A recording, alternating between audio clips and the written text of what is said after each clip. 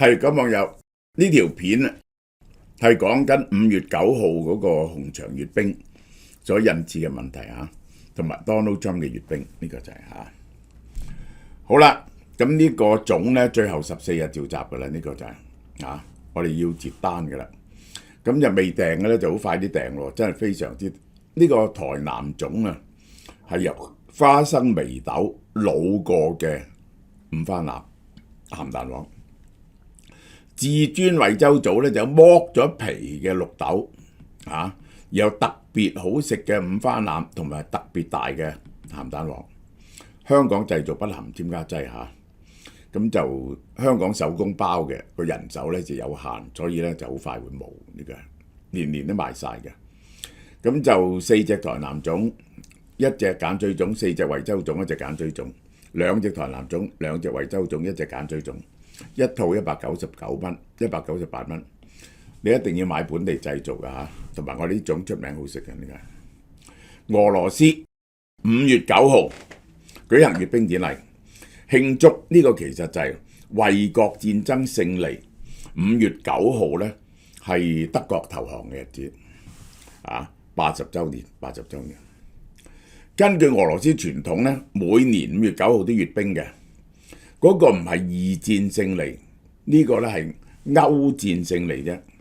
因為咧呢個到咗8月日本先投降嘅，係打多咗3個月嘅呢個就係5月7號係進行勝利日閱兵總彩排，5月9號正式閱兵。呢啲國家好中意閱兵嘅，我再解釋俾大家聽下。呢個係5月3號第2次閱兵彩排，就整咗好多武器出嚟。呢個傳奇坦克 T-34係第2次世界大戰中間使用嘅坦克。咁咧就係佢好容易維修嘅，好容易整嘅，就係好襟用嘅呢個 T-34。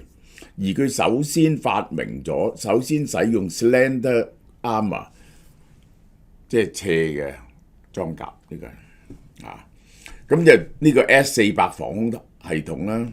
佢而家應該有啲 S500㗎啦，但係好似冇展覽出嚟。今次閱兵咧用1萬個軍人展示伊斯坎德姆戰術導彈、阿爾斯洲際導彈呢啲咁樣嘅武器，仲有呢隻天竺葵呢隻無人機，話呢隻無人機咧翼展成呢一個8尺可以好低空60米200尺或者4000尺嘅高空飛行。我講俾大家聽咧，閱兵咧就最緊要咧就係操得齊同埋有型嘛。咁咧就用好多時間去操練嘅。呢啲國家亦都有發明唔同嘅步操方法嘅。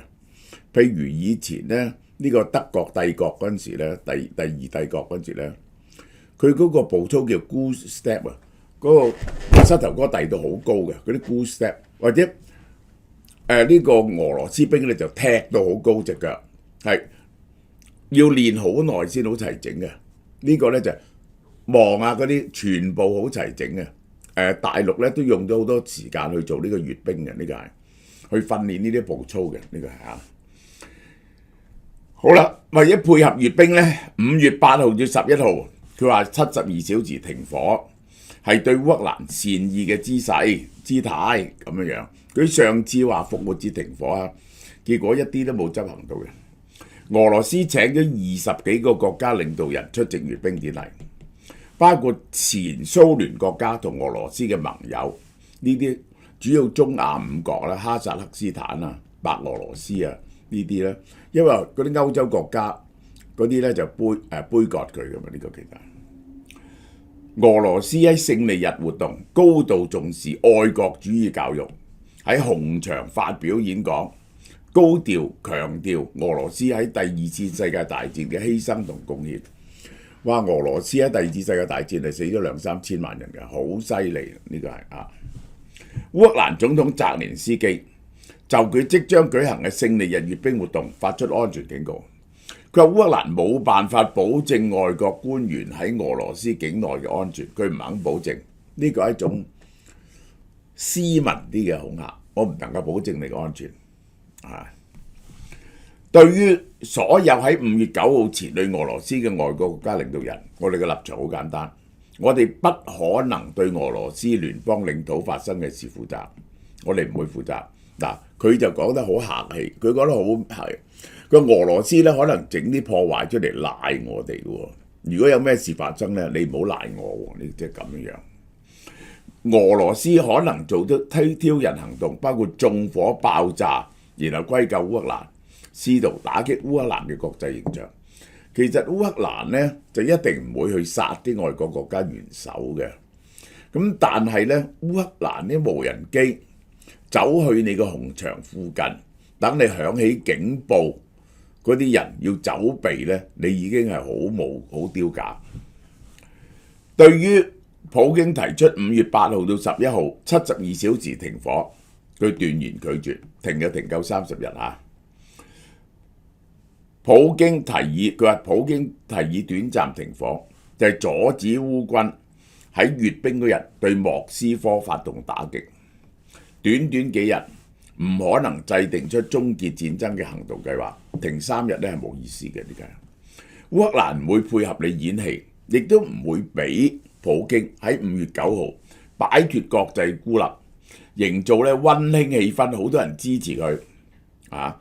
但係咧，佢哋準備好全面停火咧就可以停火嘅。部分國家曾經同基輔接觸，表示佢哋將前往俄羅斯，要求烏克蘭保證安全。但烏方唔會提供呢類保證。烏克蘭國家安全會嘅秘書話，烏克蘭有對5月9號閱兵進行軍事打擊嘅能力。最近一次試過烏克蘭一日之間派300架無人機去襲擊呢個俄羅斯，有幾十架去咗莫斯科。無人機係非常難防範嘅嘢嚟㗎，佢同導彈唔同，佢仲難防範嘅導彈，因為咧佢可以低飛同。因此咧，你啲雷達咧就睇唔到佢嘅，而且佢細架。梅德韋傑夫喺呢條友做過總統、做過總理，好無聊啊！呢條友專登講呢啲，佢咧專講啲出位嘅嘢嚟到爭取 attention 嘅。佢話澤連斯基係口頭挑人。歐盟最高外交官卡拉斯警告，歐洲領導人唔好去參加慶祝，應該向烏克蘭表示聲援。咁咧就加深咗閱兵活動嘅國際分歧。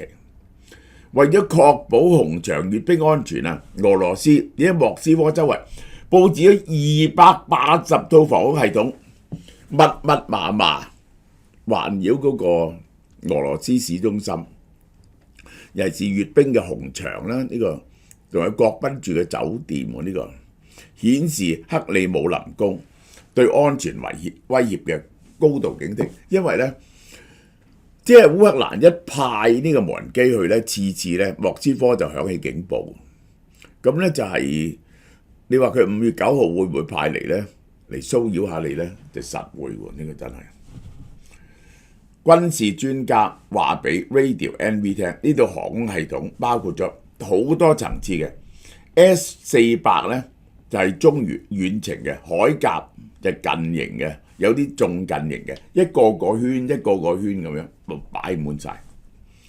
俄國由黑山同埋格里茲尼調派防空部隊支援莫斯科，建立多層次嘅防空網絡，保證閱兵安全。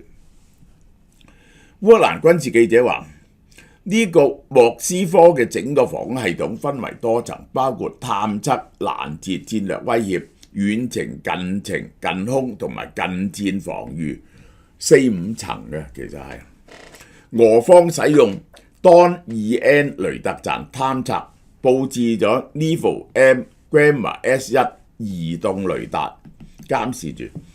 即係無人機點解難搞呢？因為佢細啊，而且咧就係貼地面飛行，繞過地形飛行，呢個就係。S-400系統覆蓋400公里範圍，而 Pantsir S1 同 Tor M2 不僅註冊喺莫斯科地區，亦都佈置喺莫斯科市內建築物嘅屋頂同移動平台上邊。嗱，你睇睇呢套啦，呢套就係呢個海鴿系統啦，呢個就係海鴿系統啦，呢個就係。印度總理莫迪唔會出席，佢一話唔保障安全，好多人唔去嘅。而家接受邀請嘅咧，歐盟國家領導人咧係 Slovakia 嘅總理嚇。目前知道 Slovakia 總理，本來呢個 Slovakia 總理咧，結果咧就係接受咗邀請啊。佢而家同莫迪因為健康為理由拒絕咗。塞爾維亞總統一度傳出因健康問題唔出席，而家又話出席，我睇佢敢唔敢去。除此之外咧，德國唔會派人去，匈牙利咧都唔去喎。呢個南韓話北韓最高領導人亦都唔會去，派個崔龍海去。受邀出席嘅有咁多，咁真係去嘅有呢兩個咧已經話咗唔去啦。哈薩克都話咗唔去啦，白俄羅斯都唔去啦。而家有幾多個敢去呢？我哋睇下，我哋放眼睇下。我諗越南嗰啲都係派代表去嘅啫。呢啲其他主要嘅歐洲國家佢根本唔會請咧，呢個就係。而習近平大粒嘅人只係得一個出席呢個80週年，習近平進行國事訪問。佢係第11次訪問俄羅斯，2023年訪俄之後隔2年再次訪問莫斯科。佢總共佢在任13年啦，去咗11次，真係非常頻繁。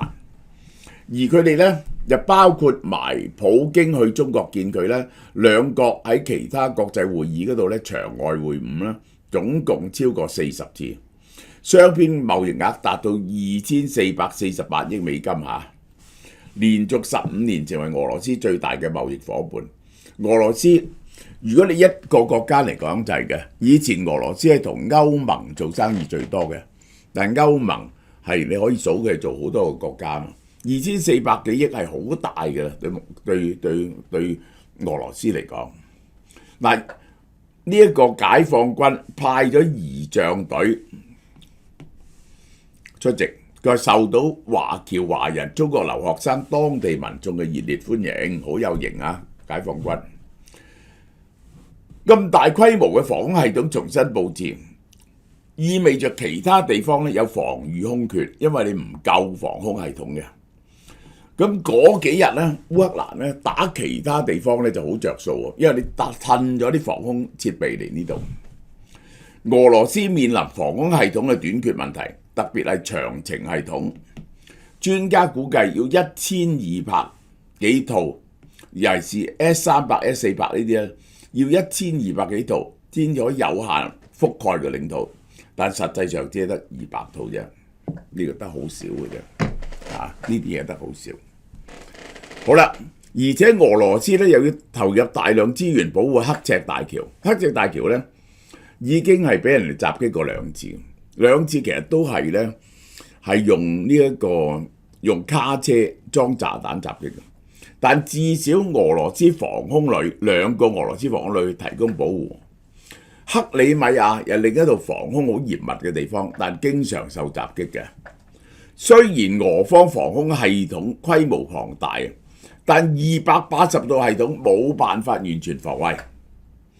之前無人機已經成功襲擊過莫斯科70公里嘅軍火庫啦。呢個就係俄羅斯閱兵，呢個就係我哋睇下當日會唔會有警報嚇親啲外賓，到啲外賓咧怕死，根本唔敢去。好啦，美國陸軍5月要證實喺6月14號華盛頓舉行大型閱兵典禮，咁仲有成個幾月嘅。Donald Trump 79歲生日，佢咧就話咧係慶祝陸軍建軍嘅日子，估計有6600個士兵、150架軍車、50架直升機、7支樂隊、幾千個平民出席，跟住有煙花表演。呢個 Donald Trump 咧好中意閱兵，尤其是嗰日咧係佢生日啊，79歲生日，佢好中意閱兵。呢個就係其實咧獨裁國家先閱兵。嗰日我哋喺網度咧，嗰個網友同我傾咧，佢係做美國當過兵嘅。佢話佢哋完全唔識得步操喎，佢哋會跑步，但係咧嗰啲好整齊嘅步操咧，佢哋冇學過喎。即係除非你係嗰啲禮儀兵咧。即係我去阿靈頓公墓咪見過嗰啲兵操得好整齊嘅，好少人嘅，好多人申請嗰啲職位，佢覺得好少人做。但係 Donald Trump 咁中意6600人嘅嘅呢一個 parade 咧，都使好多錢，你拖唔拖啲武器出嚟咧？我問你，美國上次大規模閱兵，2019年國慶日，當時美國總統已向美國致敬，喺國慶活動入邊發表演講。我哋國家比以前更加強大，舉行閱兵，呢個係啊。由於反應熱烈咧，再度推出電子消費券，禮品精彩，越買越獎。嗱，買咗電子消費券再買嘢，真係雙重優惠。購買3000蚊嘅電子消費券咧，可以得到370蚊嘅指定禮品，包括韓國 FormBio 乳香關節軟骨素1盒，價值220蚊，能夠舒緩關節，不適合退化，減輕關節痛，修復關節及軟骨組織效果最好。第二係 Red Rice 紅米主題嘅餐廳嘅港幣50蚊現金券3張，價值150蚊。